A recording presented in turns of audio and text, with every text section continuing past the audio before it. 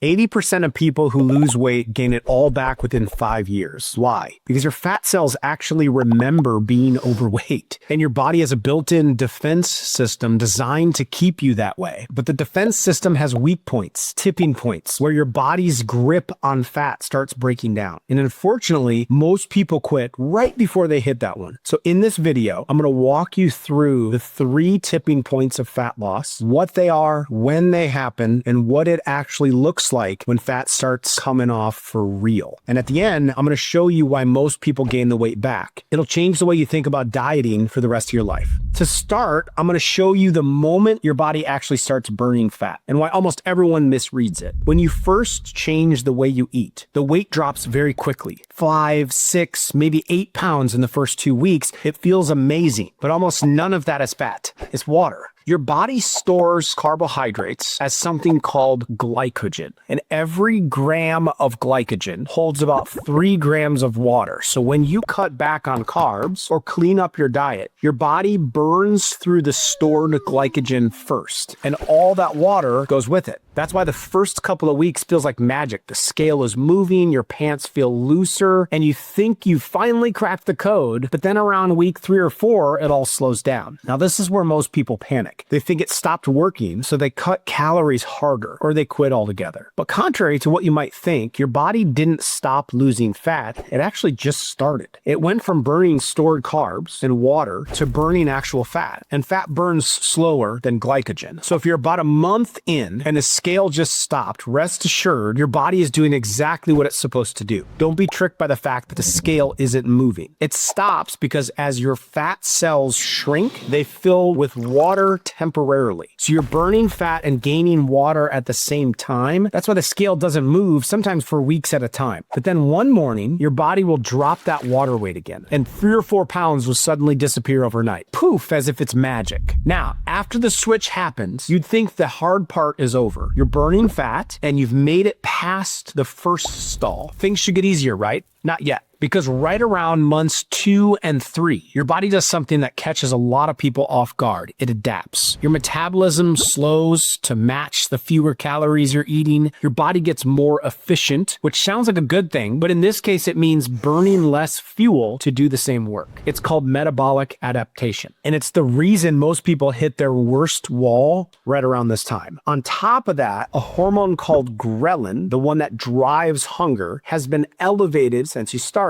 So you're hungrier than usual, your metabolism has slowed down, and results have stalled. This is the valley, and it's where most people give up. However, if you'll keep going, I'll show you how to make that a lot easier in just a moment. Something happens on the other side of this valley that changes everything. After a few months of healthy eating, eating well, staying active, sleeping better, your hunger hormones start to reset. Ghrelin, like a little gremlin, it calms down, and your brain starts responding to insulin properly again, which means it stops sending hunger signals when you don't actually need food. Once that happens, you're not white knuckling it past all the cravings anymore, and the results pick up because your body is no longer fighting every single pound that it's trying to shed. This is also when the really exciting changes happen. Your clothes fit differently, your face looks leaner, and other people start to notice that you look different. That's why this is the second tipping point, which typically happens around month 3 to 4. Now, as promised, here's something that can actually help you get through that valley faster. One study found that when people who were experiencing metabolic adaptation altered between 2 weeks of dieting and 2 weeks of eating at maintenance levels, they lost 47% more fat than people who just dieted straight through. 47% more. It works because those maintenance weeks prevent your metabolism from fully adapting to the deficit. They lower cortisol, release held water, and they keep your hormones resetting instead of stalling out. That keeps the fat loss going. So you don't want to just grind through the valley. From what I teach and in my books, we go from our challenge eating plan, 2 weeks of that, 2 weeks of our lifestyle plan, and then back to the challenge eating plan. That's what can bust up and make that valley much more smooth. At this point, you can actually eat more and get better results. Seems counterintuitive.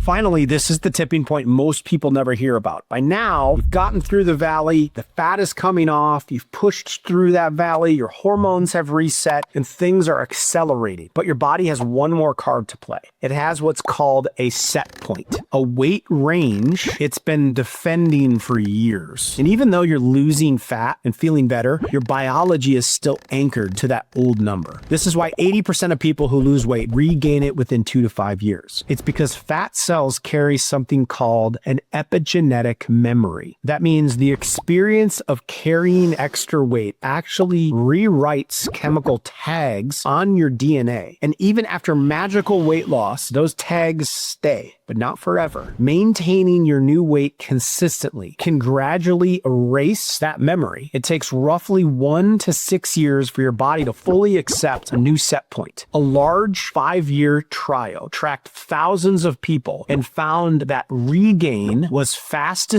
in year 1, it slowed in year 2, and it largely flattened by year 3. That means every month you maintain is not just keeping the weight off, it's training your biology to accept your new weight. And once that shift happens, you've successfully made it past the 3rd tipping point. Now note, this is why crash diets always fail. You lose the weight, but the memory stays. So you put it right back on once the diet is over, which is why I've always said slower, steady fat loss where you gradually adapt to a new lifestyle. That's why I teach a lifestyle approach is the only way to lose weight and actually keep it off. Now, here's what a lot of people don't realize. A lot of these changes start happening before the scale shows anything. Your body gives you signals, small ones, that fat loss is actually working. And most people miss them because they're only watching the number on the scale. So in my other video, I walk you through 15 of those signals, the ones that show up before the weight drops, during the stalls, and especially during that first tipping point when the scale slows down, but your body is changing underneath. If you want to know how to tell fat loss is actually happening and get encouraged, even when the scale isn't cooperating, that's the video to watch next. I'll include a link to it here. Click to watch it next, and I'll see you there.